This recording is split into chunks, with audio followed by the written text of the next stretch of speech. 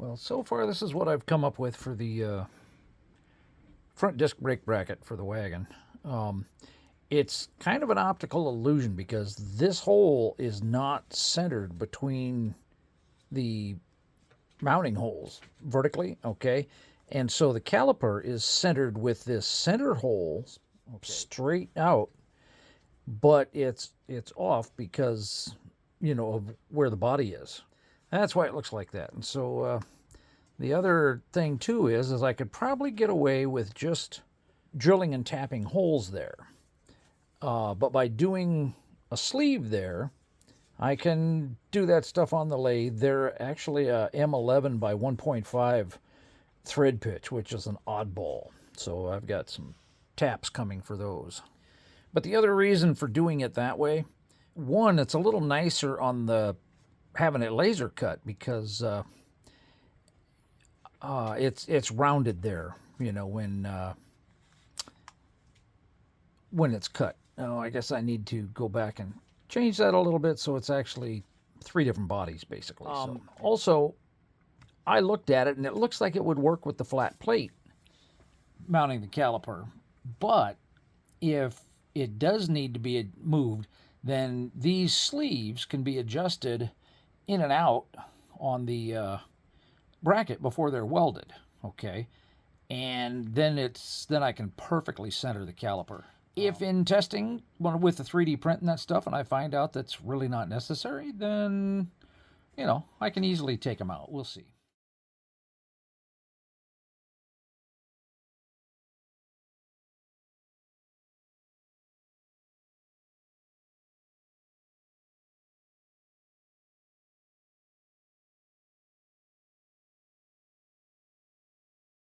All right, I was checking the dimension real quick there to make sure that it'd fit in the printer. I think I'm just going to print it with PLA. I've got PETG lined up, but for the very first one, I think PLA would be fine. For final testing, maybe I'll do PETG. But anyway, the point of this was at 7 1/4, I'm pretty sure I've got material 1 by 7. Okay. I need to measure it the other way too, I guess. But anyway, so I may be able to do these out of aluminum. And if I do, then, you know, I'll measure more accurately, and that boss will get machined in because I don't want to have to bother trying to, you know, weld a tube in there. So, yeah, we'll see. I may be able to just do that in-house and not even have it laser cut. Yeah, it's a crappy CAD sketch, but, you know, hey, I'm a beginner. I'm not that good. Who knows? Anyway, so the distance, I did it in because it was easier than trying to get it to measure from a apex, you know, on the thing. So anyway, it is 7.22 wide and 7.25 tall. And on either one of those, I can trim some off the top here, or I can take some of this fatness out of here and get it down below the 7 inches. I think most likely I'll take it out of here. Now I got to make sure I've got 7-inch wide material.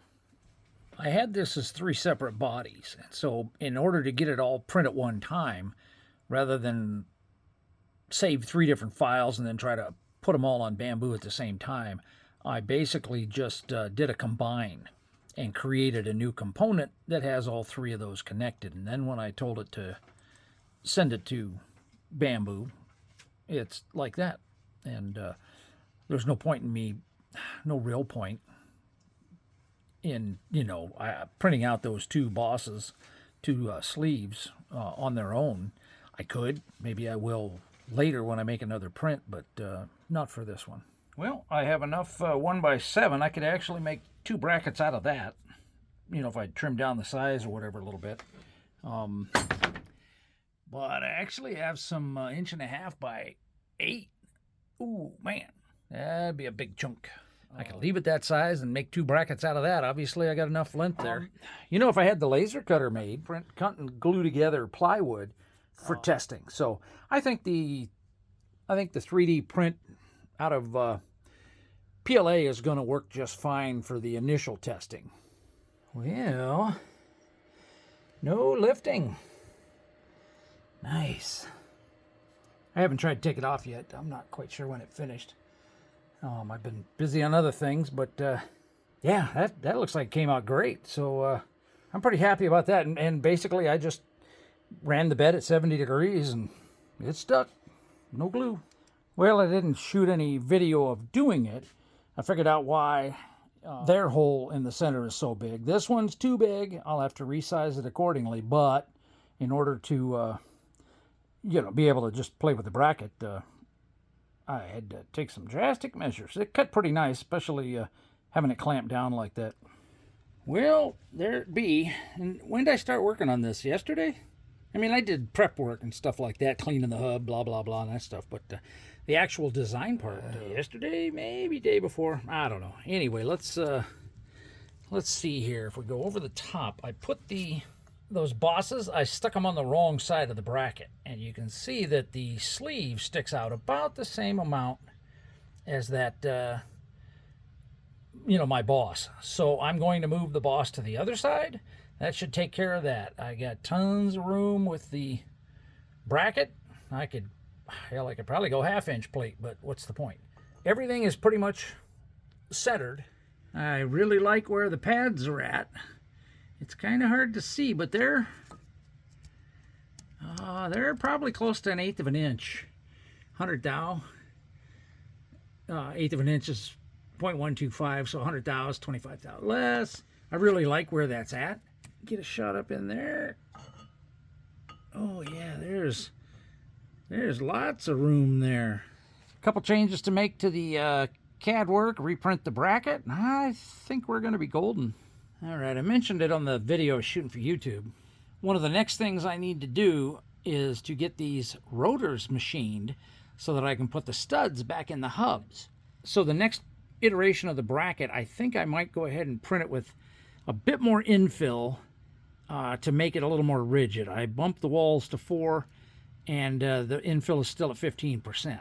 If I can do that, make it a little bit more rigid, then once I get the studs in, I can put the rim on and see whether or not this has got to get ground down. Now I know the rallies are going to clear, I'm sure of that, but it's the stock steel ones that I want to see. How much of that needs ground off. All right, this will give you an idea why I see how that boss sticks into that hole. That boss is at least 1/8 of an inch proud of the ears that those bolts go through. So I'm going to reprint it with that hole roughly that size. I think I already mentioned the bosses are on the wrong side, so I'm going to move those to the other side. That's simulating that the sleeves are separate from the laser cut bracket.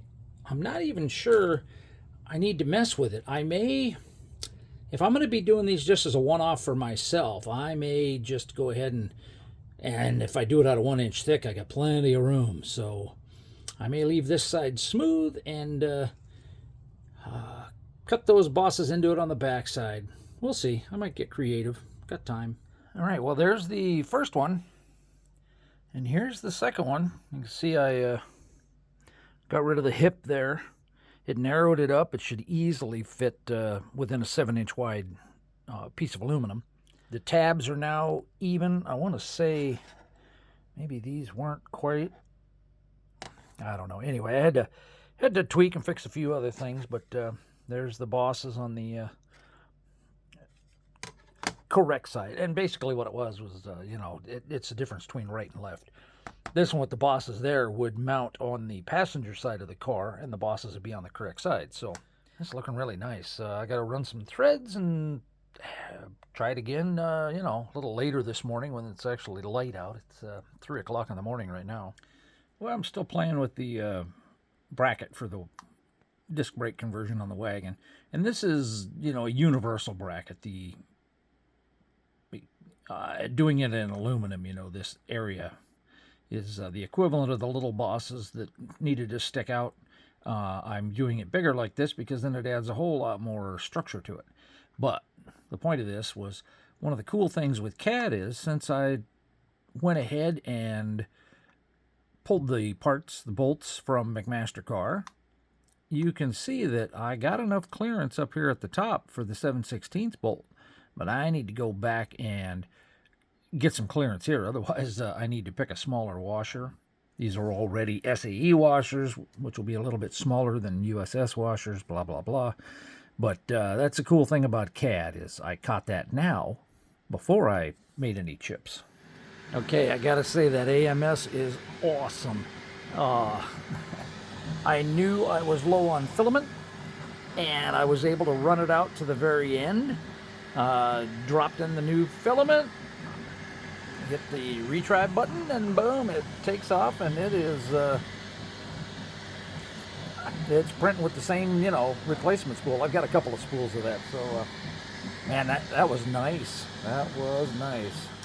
Well, we're looking at the Celebrity caliper here, and I didn't bring one of the brackets down, but in considering the design being done in aluminum, I got to thinking about it, and it's like, okay, well, I'm going to have the aluminum there. Well, how well will it tolerate the tube being pushed up against it there, basically?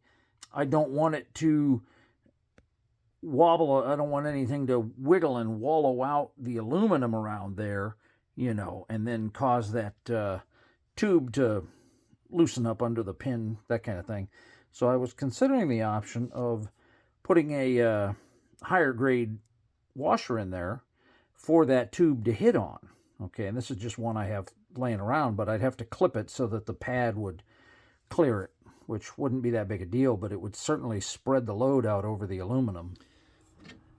All right, well, I printed this out, and then so there's the support material on the backside, and man, it printed nice. I have ordered some PVA and some breakaway together, close to $100, but I'll have it for later, so I could print PVA here.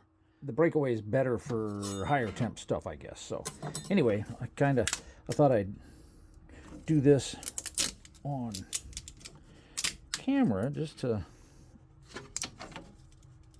and yes, I'm doing it in the Kitty, even though I printed it in the bamboo, because the Kitty's got way better lighting.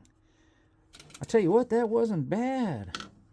That wasn't bad at all. I've printed support material with the other slicers before, and this is Bamboo Labs. As I was saying, I've printed support material with other slicers, back on the Sun Lu. And I'll tell you what, they were harder to remove. They left a worse finish. So this is the finish left.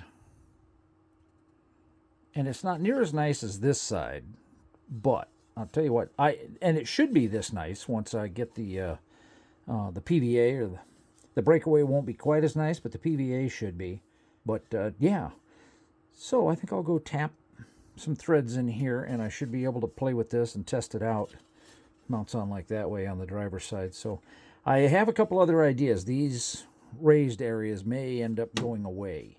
I would say I got to go double check stuff. Too many changes to keep track of this crap mentally. Yeah, it's not even light enough out here yet to really be doing this, but I've been out here working on this. So I did find that I had to clearance this a little bit. I just grabbed a little 4-volt Ryobi Dremel type tool and clearance that out a little bit. We'll see if it fits when I put it back on there. I think what I'm going to find is I'll try to explain a little bit later. I'm not going to do the raised boss like that. I think I may just do a 3/8 inch plate, and whether that's out of aluminum or steel, I'm not quite sure yet, but I got a feeling these raised areas are going away either way for certain reasons. All right, how cool is this? I bought this a while ago, and this is probably the first time I've actually used it. I didn't want the high torque of, whoa. Nope. I didn't want the high torque of the impact driver, and I thought, oh, finally, I don't know why I didn't think about the Ryobi screwdriver before. I've probably got at least 8 of them. This is the only one like this, and it does the interchangeable heads. So you can have it straight or offset or this right angle. And man, that is just slick.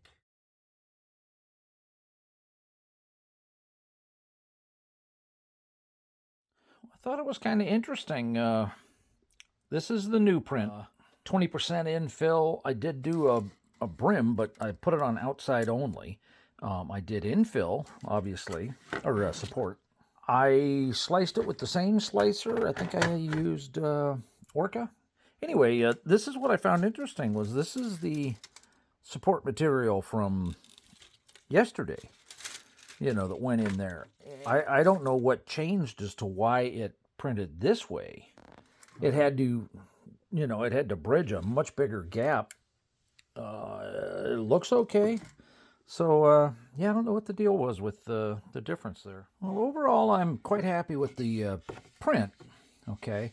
But I must say I'm a little disappointed with the support, okay? Because that's what it left behind, because it had to bridge such big-ass gaps between the towers. Yesterday's print did a lot better. You know, you could see it had a whole lot better support.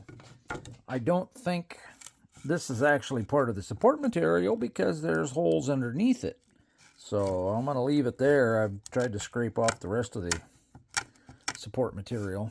So we'll see how it goes. I'll see about mounting it up and see what I get. Oh, it still works. Got the new curtains back up finally, new doors. Heck, you can hardly even tell the doors there.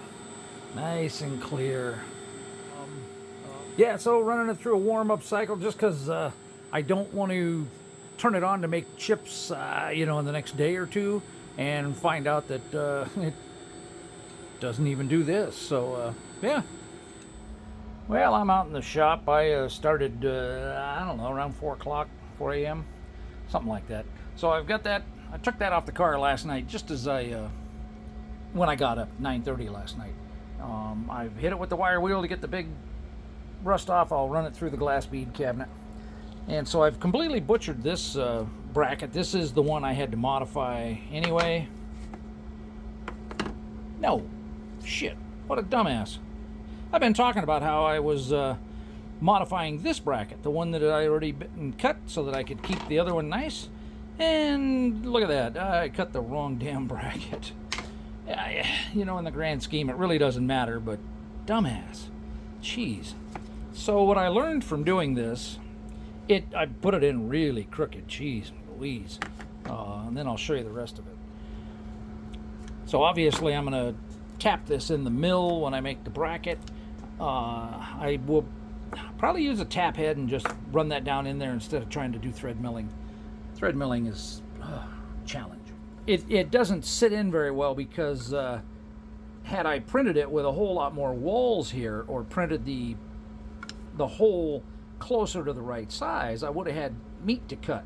But when I drilled it out, you know, half of the walls were gone, and then when I tapped it, you know, there's very little in there holding those threads. So I do have to machine those off. It's a kit for fixing a Subaru head or something like that. Anyway, comes with the tap, the drill. It's got this counter bore. I don't like how the counter bore worked with this, so I'll machine that pocket when I machine the brackets. So anyway, another step forward.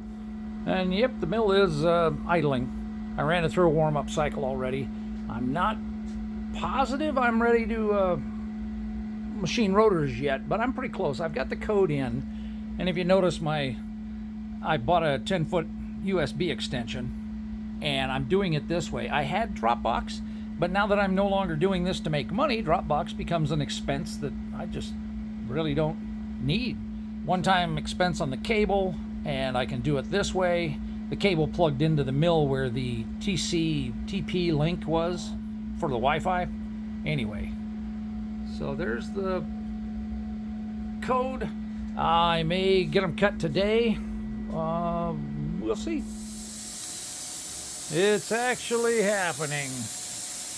And I'm recording it, you know, just in case. Redrilling the rotors.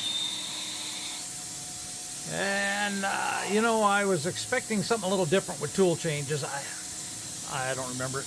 I guess maybe I'll look at some of my old videos, but, yeah, this is the first rotor, so If it goes okay, then I'll do the second one and I'll be done with the rotors. Well, I've been back and forth recording for YouTube and maybe a little on the phone. I don't remember exactly what I've already recorded for this, but anyway, the front rotors are done, and they fit beautiful.